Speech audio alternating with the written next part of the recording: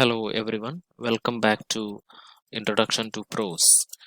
In the last class, we had a short introduction to prose, um, the various definitions, etymology of the word, that is, the origin of the word, etc.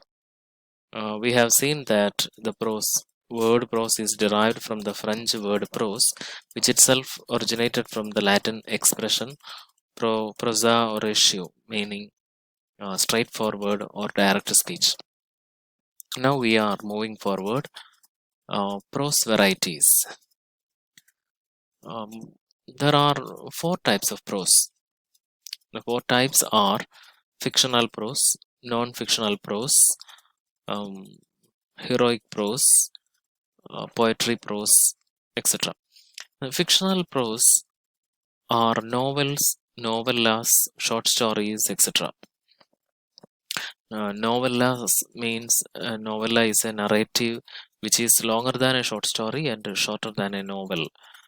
So novels, novellas, short stories, the imaginative narratives, all those uh, genres are coming under fictional prose.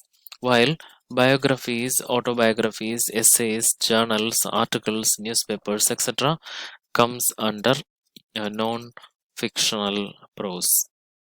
While heroic prose are legends, myths, tales. Tales here means stories which are old, imaginative stories, etc. Greek legends, tales from epics, etc. All these things are coming under heroic prose, while poetry prose are poetry written in prose. So these are the four types of prose: fictional prose, non-fictional prose, heroic prose, and poetry prose. So moving forward, fiction. See, this is a screenshot of the textbook. Fiction. Fiction is a narrative in any medium. It consists of people, events, or places that are imaginary, not real. See, when we say that something is fiction, uh, we mean that it is imaginary, it is made up, it is not real. In simple terms, fiction refers to written narratives in prose, especially novels and short stories. See, we often use the word fiction as a synonym for a novel. That is, in simple terms, it refers to written narratives in prose. More broadly, fiction has come to include stories, fables. Fables means stories in which animals are characters, which will often having a moral uh, by the end of it. Legends, myths, fairy tales, epic and narrative poetry, all these are coming under plays, theatrical forms with imaginary elements. All these are often referred as fiction.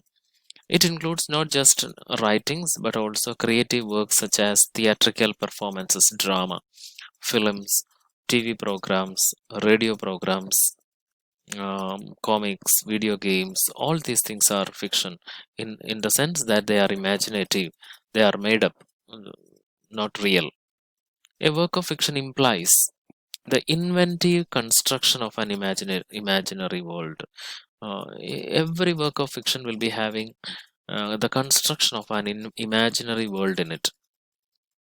Most commonly, its fictional element is publicly acknowledged.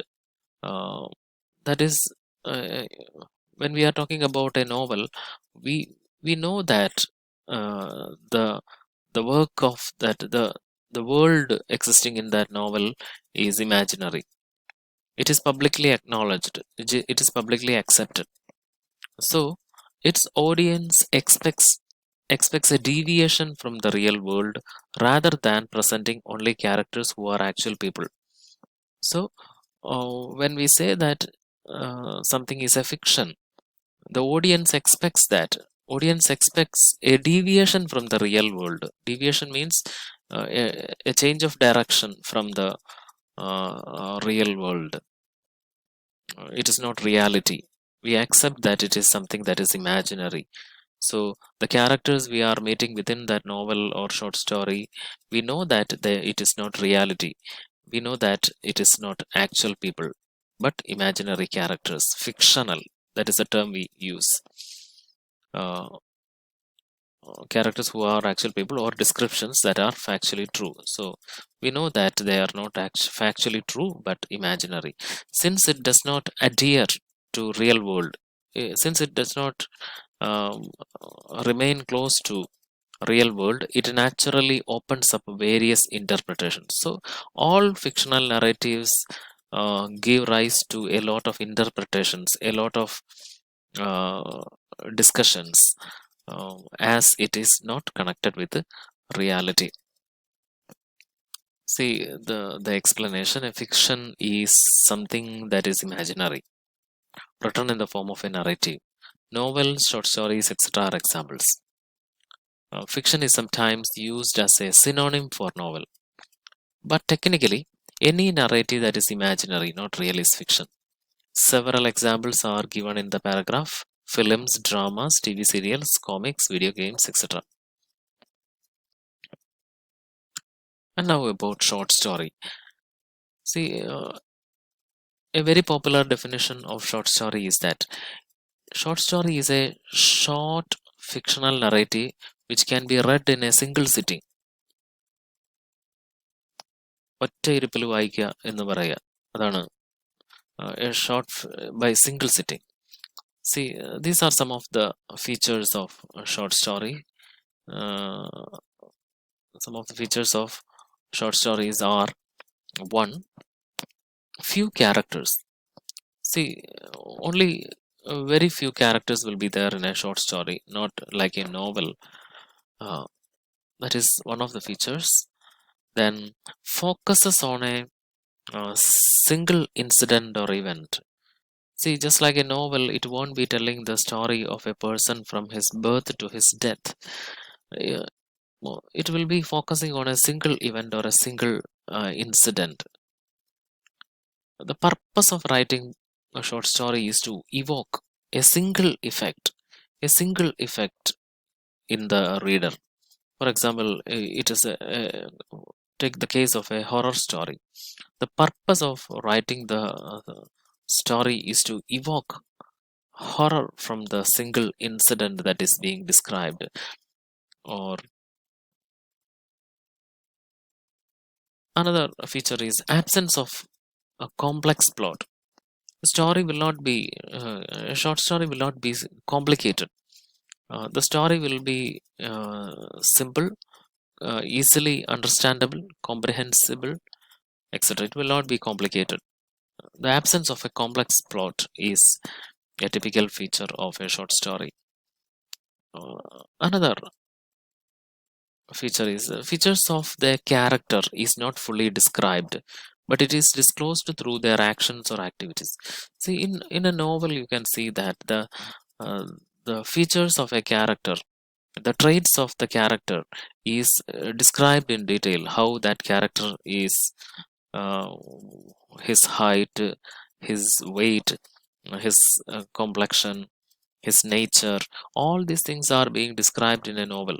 But in case of a short story, a character is not described in detail, but his features are disclosed to us through the action.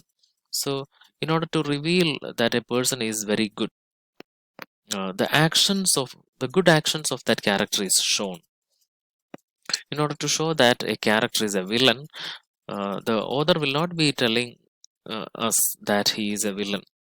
Instead, his villainous activities are being shown. So that is how short stories disclose details. A feeling of completeness is provided to the reader regarding the topic as well as characters.